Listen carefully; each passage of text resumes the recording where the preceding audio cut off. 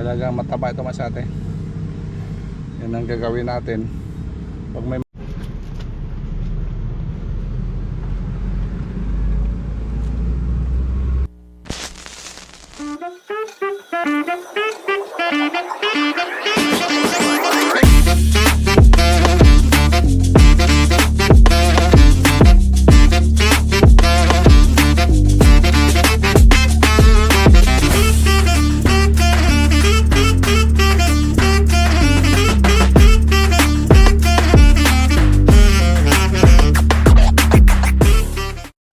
ay salamat kay Siarte oh.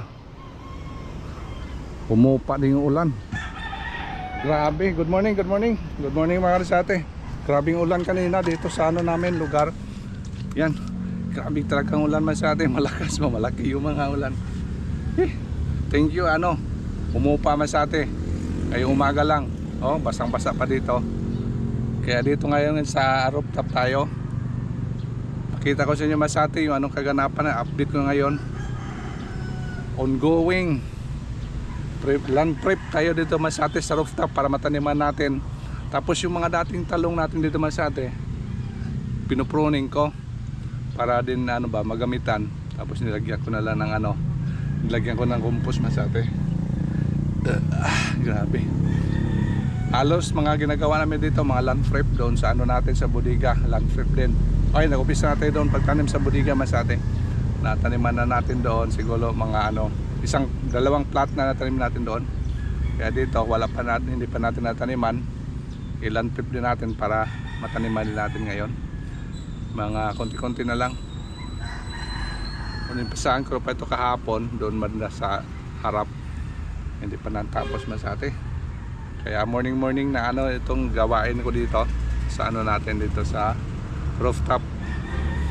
Every morning lang Masate. Ito lang panahon natin para sa pag ano natin dito. At salamat nga pala sa Masate sa mga palagi na subaybay sa aming YouTube channel. Thank you so much for always watching our channel. Sa mga na-subscribe, don't forget to like tapos share Masate. Thank you.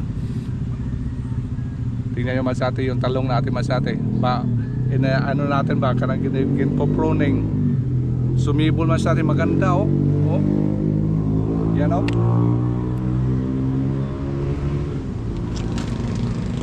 Oh, taba Masate. Pinutol ko dito oh. Ito din oh. Hindi pa sumibol. Pinoproning ko lang ito Masate kasi pang ano lang ito. Panggamit lang natin ba. Kaya kung magtanim tayo, tagal pa Masate. Tagal pa tumubo. Yan, iproning ko dyan. Grabe oh. Tubig Masate oh. Oh, lambot na. Ito yung ano natin, compost nilagay natin dito. Kaya nag-iba yung ano tubig. Iba yung tubig Masate oh. Ito yan. Tapusin natin pagbungkal to.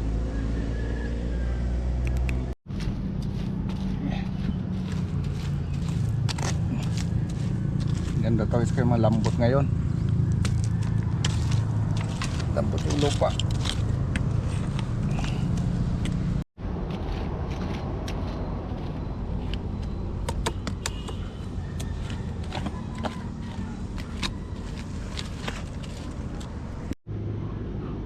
Daming bulate Masate oh.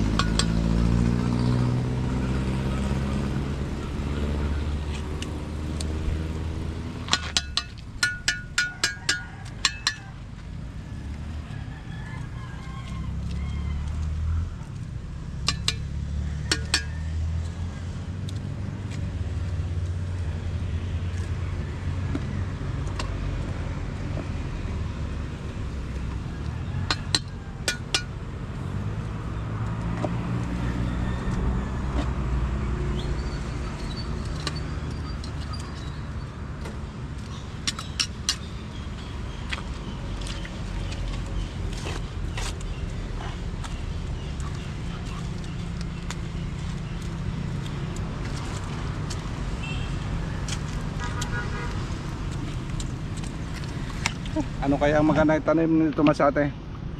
Balak ko dito ano, kamatis. Kamatis, subukan ko dito hindi pa ito natanim ang kamatis.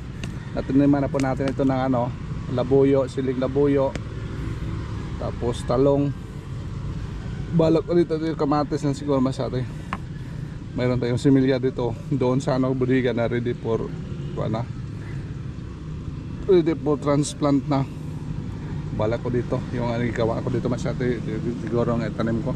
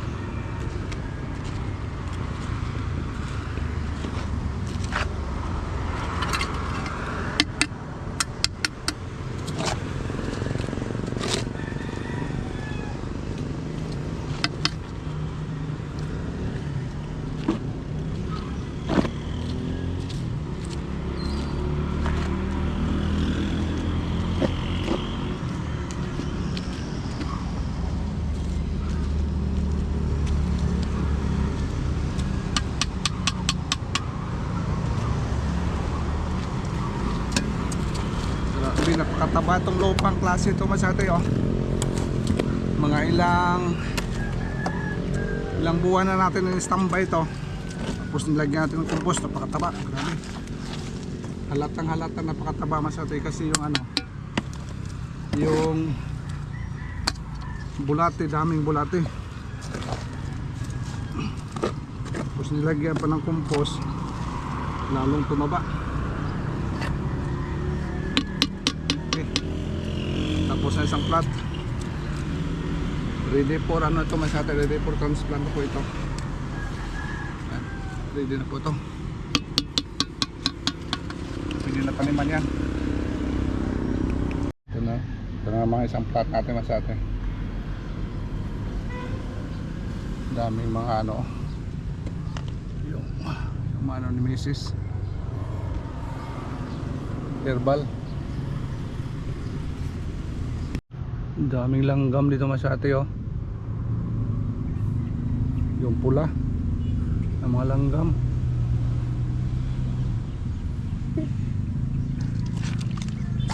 Masakit pa naman magano. Isprayhan natin ito masate para mawala tong langgam dito. Tako na, nanago na. Kaya pa masate yung dalawang plot. Dito siguro sa ano natin, dito sa ref, pag tanim natin sa ate, yun na lang siguro pag ano natin, pag-cultivate. Ito lang kasi importante yung ano natin. Ito namang isang ano natin, isang plot. Kulang dito ang lupa oh. Lagyan yung lupa mo sa atin. Kulang dito. Lagyan natin dito.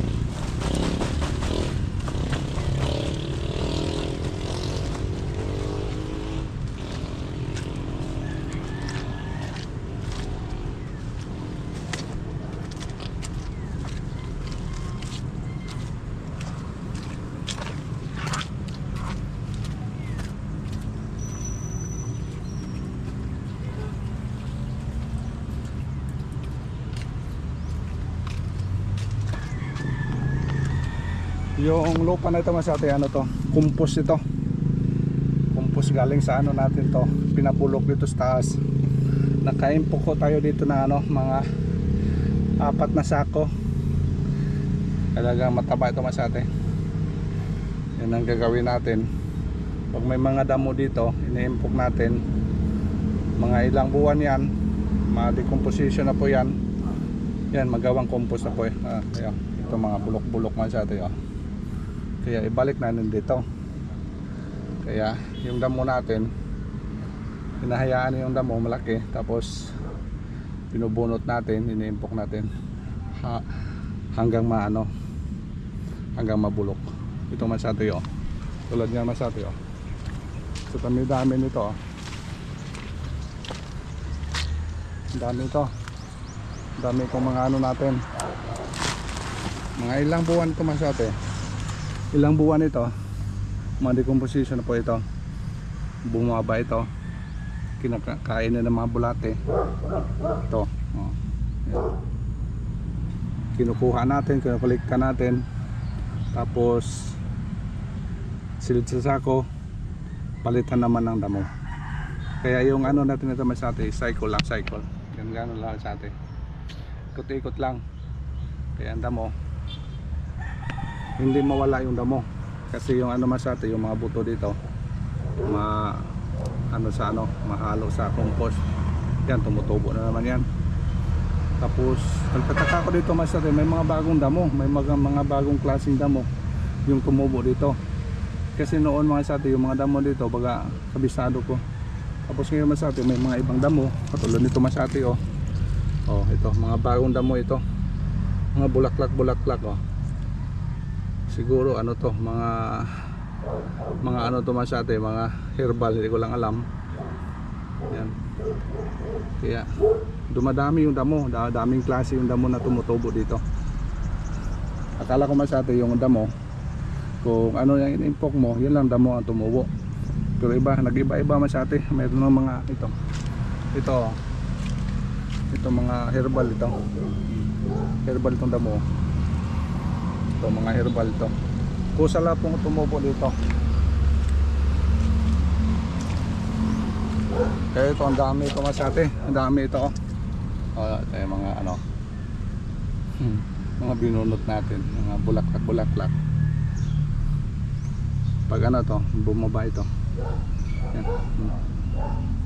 Mga ilang buwan ngayon, magagamit na naman to. May lagay na po natin ito sa mga ano natin, sa mga plat natin, sa mga ref natin. Dito, may lagay na po yan. Kaya yung ginawa ko dito, mga 4 na sako yung impok natin, inilagay ko na sa mga plat. Kaya tuloy yung mga ano tumasate. Ito, talagang mataba. Mataba talaga. Sayang. Balik natin. Klase oh. Yun lang buhay masate. Sabi nila yung damo, piste yung damo. Hindi, pakinabangan yan, may purpose yan. Yan. Kaya hindi ako nag-spray masate. Hindi ko na-sprayhan yung mga damo. Para kusa na siyang mamamatay. Yan, mababa dito. Malagyan na po natin ito ng ano, panibagong compost. Yan o. Tingnan masate o. Ayan. So, kumakapal na po yan dito. Bukaya na itong silalim. Para siya ma-mix talaga. Pagtanim to, grabe to. Grabe, napakataba to.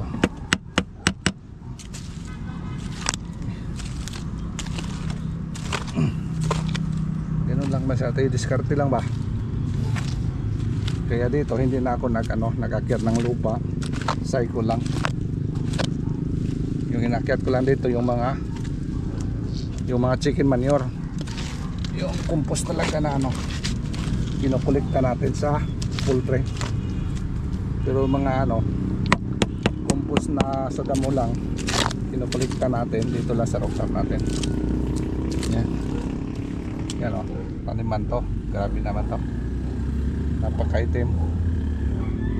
Kaya dami nagtatanong sa akin ano daw ginagawa natin to sa rooftop na maganda man yung maganda man yung halaman natin dito.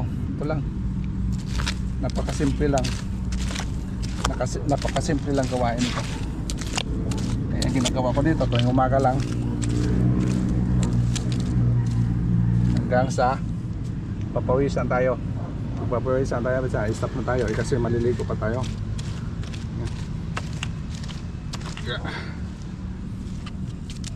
Yes. Yung bulati natin, yung mga yung mga bulati natin dami. Minsan sila ba, nabulabog sila. Pero madami yan. Bulabog sila pag natin, hinuhukay natin.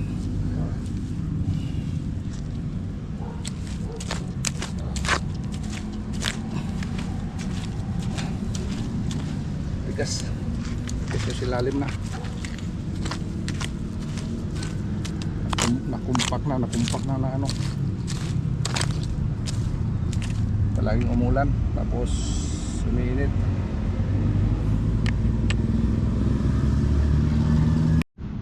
Ito man sa atin, mayroon tayong malapit na decompose na mga puno ng mga tanim natin. Ilagay ko ito sa mga mababang area para siya tabunan natin ng lupa. Sa kanda dyan na lang yan, hindi na natin pa yan kasi mababa dyang area para makatulong ito masate sa medyo kapal-kapal ba, kapal-kapal yung lupa. Yan, dyan ka lang, dyan lang sa tabi.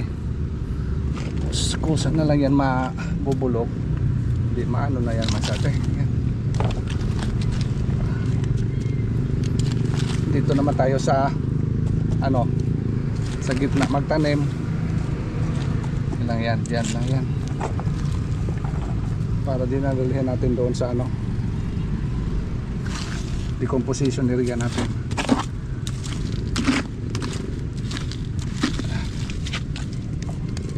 Yan na yan.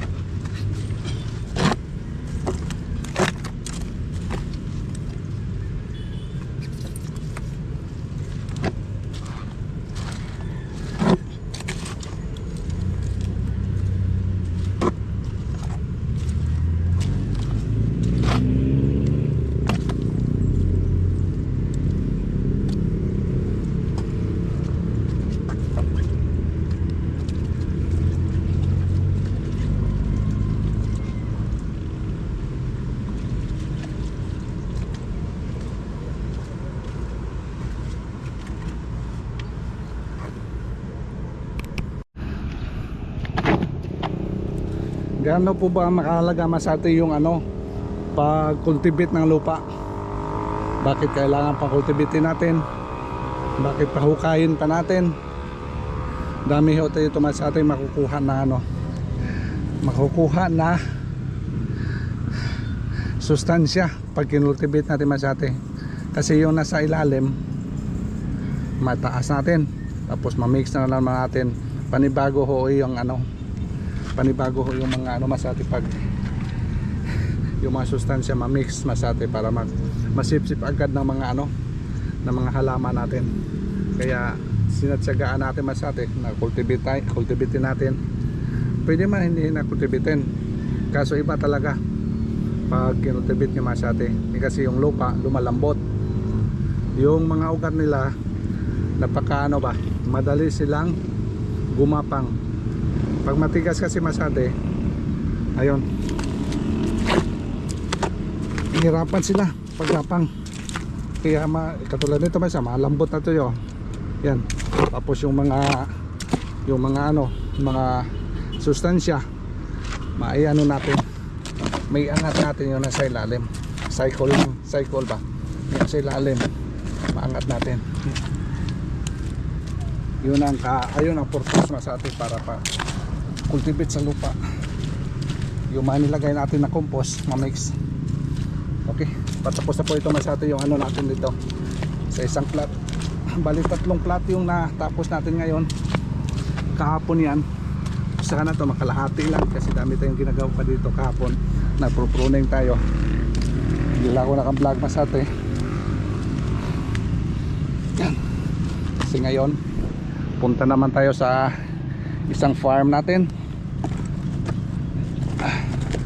Yan, buhay farming naman tayo dito masate sa, uy hala, patay, nabutas yata, wala. Buhay farming tayo dito sa ano masate, sa urban. Buti na lang nakahanap tayo dito na ano, yung lupa para pagtaniman natin, para ma-expand yung ano natin dito, yung area. Yan, napakaganda masate. Pag dito ka sa urban, magpo-farming masate, napakaganda. Kung gusto mo magbenta, tinatanim mo pa lang, nakakontrata na. Kontrata na masate. May ano ba, may-ari na. Kaya kahapon nga pala masate, punta tayo doon sa isang farm natin, sa malaking farm natin. Punta tayo doon. Yung kapatid na may-ari, mayroon daw pumunta doon na ano, ano ng gulay. Sabi niya kontratahin daw nila silang mag harvest, sila ano ba, sila magbenta. Sabi ko sa may-ari, wala naman doon yung ano, hindi ko naabutan. Sabi ko sa kapatid ng may-ari nga, ano ko pa lang ito, kinakultivate ko pa lang ito, tapos nagplano pa lang ako, nakakontrata na. May mga-ari na ba. Yan kagandama sa atin. Kung dumadami pa naman, walang problema yan. Kung malaki yung ano farm natin, masyadong malaki, dami, okay yan, para mabigay sa iba. Kaso ano kasi, medyo alanganin pa, hindi pa tayo talaga masyadong naka-boom. Yun nahintayin natin kung sakaling ipinagkaloob ng Panginoon na makamit natin yung minimitri natin, na medyo lumawak yung ano natin dito area. Kaya yun naman lang sa atin yung kaganapan dito sa rooftop natin. Siguro aywan ko lang mamayang hapon kung mataniman na natin to, kasi busy tayo. Hindi naman pwede yung umaga tayo magtanim kasi ano siya, malalata ka lang hapon siya masate. Pero madali lang to taniman kasi hindi naman kalakihan. Kaya babay muna ako masate. Sa mga kalisate dyan na palagi mo subaybay, sorry na lang masate, medyo sumisikat na kasi yung araw. Thank you so much for watching us. See you next vlog sa update natin dito sa rooftop. I-update ko din doon sa atin, mamaya mag-vlog din ako doon sa ano natin sa bodega, yung mga ano natin doon, mga tanim din, yung mga seedling natin kung ano nakaganapan. Kaya thank you so much for watching masate. Bye bye, I love you. Kung araw masate, oh wow, bye bye.